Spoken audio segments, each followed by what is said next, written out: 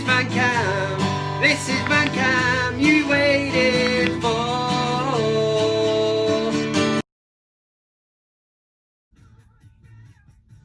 Ah, fuck! You're not funny, Steve! Not funny!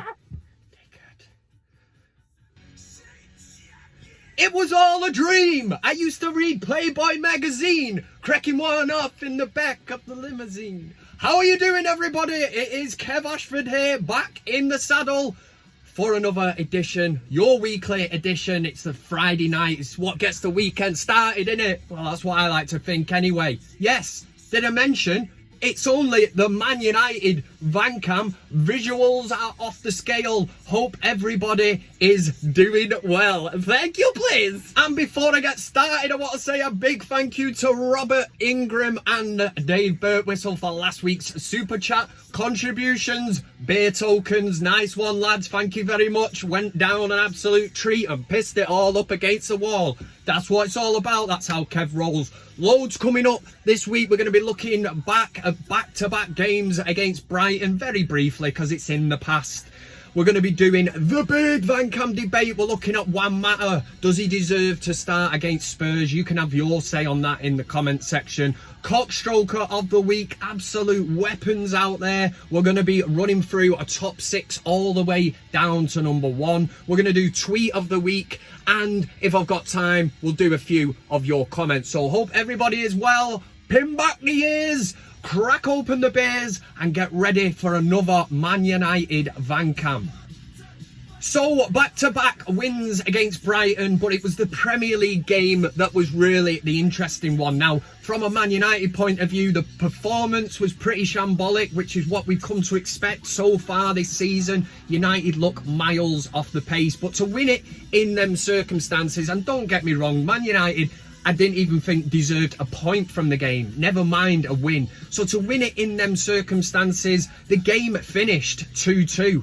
And to then look back at the handball, that's what VAR is there for. And it was handball, but it was bizarre, man. To restart the game, Fernandes absolutely executes a penalty and United get the 3 points. The rest is history. Yes, we can look into it and go, why were we so shit? Why were we this? Why were we that? 3 points is 3 points at the end of the day. And under Sir Alex Ferguson, we had games where we didn't play well, we weren't inspiring, but we got the 3 points, and that's all that matters at the end of the day. We had to kickstart our season. It was very important that United got 3 points to get us going this season. That was followed up then by a Carabao Cup victory, which was a lot more straightforward. And in the big VanCam debate, we'll be just discussing Juan Mata. And the game that Juan Mata played was absolutely brilliant. He ran the show. Kev, it's only Brighton. He was doing it in the Carabao Cup. Has he talked himself into contention for the match this weekend against Spurs? Something we'll get into in a bit. But Mata was brilliant. And we can only take confidence from the fact that fringe players have actually stepped up. This is something Solskjaer said before the game. He's giving these players a chance. Go out, grab it. Show Solskjaer why you should be part of this squad. Donny van de Beek played well. Pogba come on, got the goal. The free kick, yes, it was going wide. And when I first seen it, I thought it was one of the best free kicks I'd ever seen. But it's confidence. Pogba needed that. On the transfer front, absolutely fuck all happening. That's it. That's the transfer segment over. Yeah, Tellez is supposed to be coming. Typical Woodward. Yeah, we don't think he's worth 20 million. We'll give you 10, you know, a Mars bar and a can of Lil because it's the totally tropical taste. You dickhead. Ed Woodward, eh? And Jadon Sancho. I said it the other week, United will come back in with a bid. They've come back in with 91 million.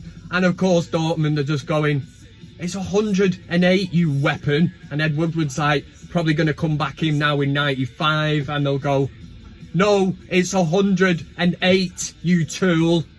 Well, that's how Man United work at the minute. Look at Man City, for Christ's sake. Get absolutely whopped by Leicester 5-2. What do? We'll go out and buy a central defender, you know, for 65 million. Done, dusted, no fucking about, no add-ons, no all this bullshit. We'll give you this, we'll give you that. Just get it done. And Man United used to do that. We used to do it under David Gill. It was the worst thing that ever happened. Obviously Sir Alex Ferguson leaving the club, but for David Gill to leave at the same time, I'm this director of football. Where is he? We were promised one. Ed Twatwood again saying, I'll sort this out, get a director of football. Ed Woodward is not a football man. He's a businessman. He's better off just wrapping up deals, sponsorships and all that shit, because as a football person, he doesn't have a Scooby-Doo about what to do or what's going on. Could prove me wrong. Sancho could come through the door. Tellez, we could bring in a centre-back. But you still have to ask questions. Why has it been left so late? Get it wrapped up early. These players could have played the first 2 games. Could have made the difference in the Crystal Palace match. But no, we're still pissing around. And that, my friends, is Manchester United in the modern day era. So I hope everybody is well. Yeah, that's pretty much it for the intro. What we're going to do now is the big VanCam debate. We're talking one matter. We're saying, should he start against Tottenham? As he talked his way in for first team selection. So cue the main man, John Vallandigham, stood there in New York, I think it was, with a VanCam T-shirt on, because that's how he rolls. The big VanCam debate! Alright then, so this is the big VanCam debate. We do this every week. I set a question and you lot get to vote on the community tab of the ManUtd VanCam page. Last week I set a question and we were looking at Luke Shaw and Brandon Williams, and I was asking you, who would be your left back, your preferred choice if you were manager? Who gets in that left back spot every single week under your guidance at Manchester United? Who do you prefer, Luke Shaw or Brandon Williams? Loads of people voted on this. There was loads of comments as well. AJ threw his 2 pennant in and said Luke Shaw because he's worked hard, changed his old physique, which he has, because he was definitely carrying a bit of lockdown timber. And Rashford plays better with him too, but in a year's time, Williams for sure. He's got the toughness that too many in the squad are lacking, like that one. Vasan Nayoud said Shaw is a solid defender, which is the #1 priority of any defender at any level of the club. So yes, that makes sense as well, Sunshine. And Arendins Justafor said none of them. So yeah, really insightful comment there from Mr. Justafor. None of them. So let's get on to the voting and see how it went for last week's vote. We're talking Luke Shaw or Brandon Williams. 67% of the vote, Luke Shaw or Brandon Williams. 67% last week went with... Suspense is killing me. I'm sure it's killing you at home as well. Let's just get it out there. They went with Luke Shaw. 67% went with Luke Shaw, which went against what I said, because I said I preferred Brandon Williams. Yes, he's rash, he's inexperienced, but I just like him. I just like him. So yeah, seems like Kev was wrong last week, and we're not all singing from the same hymn sheet, which is good, because that's what football is all about. It's all about opinions. Now on to this week's question. Juan Mata played an absolute blinder of a game against Brighton in the Carabao Cup. A man of the match performance, a goal and an assist. Some people will look at this and go, yeah, it was only the Carabao Cup, it was only Brighton, but you're only as good as the game before. And in this instinct now, I am a firm believer in picking a team purely on merit. You're as good as the game that you've played before. So with Juan Mata in mind, and a big game coming up this weekend against Jose Mourinho's Tottenham, yeah, we'll get there in the end. I'm asking you this. Juan Mata, does he start? Would you start him against Tottenham? Take into consideration the man of the match performance, the fact that he was pulling strings all over the pitch. For me, again, he gets in at this moment in time probably ahead of Pogba. I've seen more creativity out of Juan Mata and the way that he ran the show with good players in around him like Donny van der Beek. I liked what I saw. You know, the chemistry was right in the middle of the field, and people will hit back and say, Kev, we're playing Tottenham for Christ's sake. Tottenham are an upgrade on Brighton and that. And yeah, I get your point. I want to hear your views. But for me, Juan Mata, after that performance, has to start against Tottenham. So do you agree? Would you start Mata against Tottenham? Click on the community tab of the ManUtd VanCam page. The question's already all set out for you. Just click on it, a simple yes or a no. It's as easy as that. And as always, there is no sitting up on that fence. You need to make a decision. Juan Mata starts against Tottenham, yes or no. You need to make a decision. There's no sitting on the fence, because I'll let you into a little story. I've got a mate, he's called Goofy Keith, lives on Shore Heath. Just so happens that it rhymes. Anyway, one day he couldn't make a decision, so he decided to take himself off to the fence. Kev, I'm gonna sit on the fence for a minute and try and make a decision. I said, well, hurry up, you shithouse. Anyway, he gets to the fence. What he didn't know is the joiner who'd erected the fence had left it in a right bad state. That bad that there was a 5-inch nail protruding and sticking up. Yes, so Goofy Keith sat on the 5-inch nail. It's gone through his anal passage and he's never been able to go to the toilet the same way that he did before that. So bear it in mind when you're voting. Yes or a no? No sitting on the fence. For Big VanCam Debate! Don't ruin your toilet time like Goofy Keith from Shore Heath. Make sure you make a decision on this one. Get in the comment section and let me know if you would start Juan Mata. Always interested to hear your comments from the VanCam community. Right, next up, we're going to move on to CockStroker of the Week. You know the drill by now. I don't even really have to introduce it. Let's just do it. CockStroker of the Week. Okie dokie, here we go with another week and another shower of absolute bellend weapons of mass confusion. It is CockStroker of the Week. I've got 6 nominations compiled, putting together, put them into order. We're going to count down from 6 down to 1. Coming in at number 6. Now, there's lots of Harry Potter enthusiasts out there. My wife is one, sadly. But I would be in a position to file for divorce if she ever said she was going to a train station to see a Harry Potter train going past. Just wouldn't be happening. Down with that train spotting shit.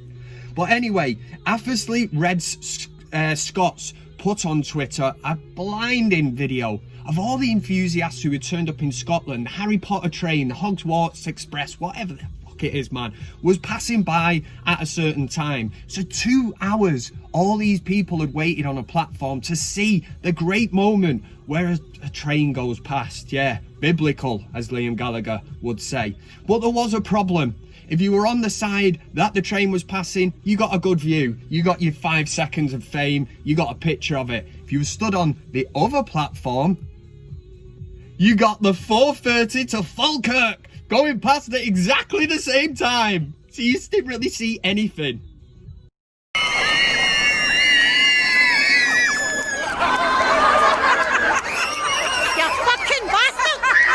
You fucking bastards!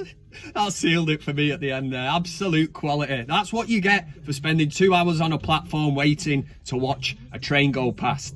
Number 5, coming in at number 5 this week at Denise_L89. It's to do with Ole Gunnar Solskjaer. She's put out, does this not annoy anyone else as much as it annoys me? Obviously it's not gonna. He sits there and stares at this stupid screen for the whole 90 minutes. Name me one other manager who does this. No motivation, instruction or anything from the sidelines. Terrible management. This is a dig at Ole Gunnar Solskjaer because Solskjaer prefers to sit in the stand, get a great view. Alex Ferguson used to do it. Yes, he would come down and give instructions. Solskjaer does do that.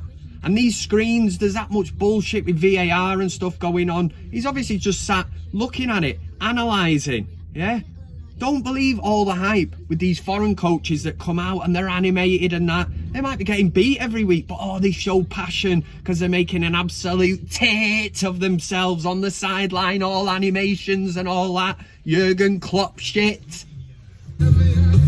Yeah, man, hitting that number 4 spot. Oh, yeah. Was Leroy Donatello Sonak. Yeah. Said, Man U, hate any dickhead that calls United Man U, so he's obviously a tit. Said, Man U once again carried by corruption.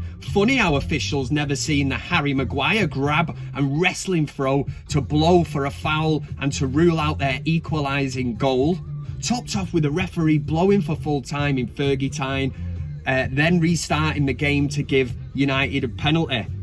This is the fact, this is why I love Man United. I put it out after the game. Manchester United boiling piss and getting on everyone's tits since football began. That's what we've got VAR for, right? If Harry Maguire had wrestled someone to the ground, it would have been picked up. And yes, I've never seen a game finish 2-2 and then restart to take a penalty until last week. But it was beautiful to watch. We didn't deserve to win the game, but VAR got the right call. It was a penalty. You do not jump with your hands above your head. You just don't do it, man. Number 3 is this absolute whopper, Patrick Timmons, at Patrick Timmons 1 on the Twitter handle. Simply threw out there, a loss for Manchester United is a win for football. That's the siege mentality of my club. This is what Sir Alex Ferguson created in the 90s, into the noughties, whatever it was. This just getting on everyone's tits. You just know that rival fans hate Manchester United. And as Kevin Keegan said, I love it. He didn't say I would love it. Number two this week goes, it's an old clip. It's of England fans. Can't think of anything worse. Absolutely despise that mentality of these lads that go away. You know, they go down Cheetham Hill Road, invest in a fake Stone Island coat, wear it with pride, think they're a football hooligan and all that shit, when we know they're not. But we've got these absolute whoppers outside a bar and they're trying to erect a Blackburn Rovers flag, yeah. And the guy's having pure trouble with it, man. I mean, he's doing some awful fucking about. Obviously, drink has been taken, whatever they're on. But it's just, we're lads, we think we're this, we think we're that, you know, don't come near us. You know, they abuse all the locals and all it. But he's having real difficulty just trying to tie a flag up. And the fact that they're Blackburn fans, there's no wonder he's struggling. Because he's probably got 6 digits on one hand, so all the fingers are trying to work it and that. But at the end of it, he makes himself look, and you know what's coming, like a right tit. An absolute tit. Right, get it up! Wow. And that leaves me to let you lot know who's taken home the award that nobody wants, CockStroker of the Week. Number 1 this week goes to a former United Stand member. I say former, he got binned off because he had shit opinions, he was very negative, and it does seem like the United Stand are trying to clean up their act a bit with this negativity, because out following rants was Saeed as well. He's gone from the United Stand. So maybe they are cleaning it up. But anyway, Rants gets it this week because after Manchester United beat Brighton 3-2, and yes, we were lucky, we didn't deserve to win it, we didn't probably even deserve to draw the game. But straight after, he had to take to social media. He said, that was embarrassing, I can't even lie. If you're celebrating that, you're in for a long season. I did hit back at this tweet, which I didn't get any reply for. I said, if you're celebrating this, you support your club through thick and thin. That's what Manchester United are all about. Of course, anybody out there, can you honestly tell me that winning 3-2 at Brighton after the match had finished 2-2, you didn't celebrate Bruno Fernandes's penalty? You didn't celebrate it. You just looked at the negatives and went, we were shit today, we got away with it. No, a win is a win. Yeah, and that is the reason that Rants is getting number 1 CockStroker of the week this week. Thank you. CockStroker of the week. There you go with your dose of CockStroker of the week. Rants, did he deserve it, or is Kev being too harsh? Make sure you drop a comment below in the comment section. Like, share, subscribe. Go and do a hairy muff dive. Do whatever your heart content within reason. Obviously, don't be getting arrested and coming back to Kevin saying, you told me to do that, because that is not how life works. Right, we're going to follow up CockStroker of the Week very quickly with a segment of the show that we all know as Tweet of the Week. Let's do it. It's time for Tweet of the Week. The next segment of the show is Tweet of the Week. If you put an absolute blinder or even a half decent tweet out there, there's a chance you could make this segment. So strap in and let's find out if you've made it. Danny Ellis is coming in at number 4. That's because he did a tweet and it said live scenes of the negotiations going on between Ed Woodward and Borussia Dortmund. This is obviously to do with Jadon Sancho, and he copied a clip in of Alan Partridge. Very famous clip, very funny, but it did tickle me. Run the clip. I'll take the house. Well, you're going to make an offer? Oh, yes, of course. How much is it? It's on at 325,000. Ooh, will you take 324? Yeah. Classic Partridge, classic Ed Twatwood. Coming in at number 3, it was from Tom Ossensfile. And this was an absolute quality one. It was tweeted out. He said, guys, I think Coyote is trapped in my television. Please help. Obviously went along with this video, which, I mean,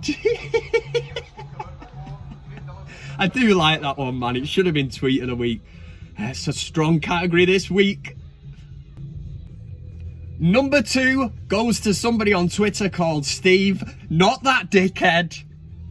And he said, first English team to play in Europe, first English team to win the European Cup, first English team to win the treble, first English team to be crowned world champions, first English team to win 20 league titles, first English team to win after a game, drawing it 2-2. What a club! But number 1 tweet of the week this week goes to an absolute bizarre tweet, bizarre set of circumstances that has come out, so bear with me.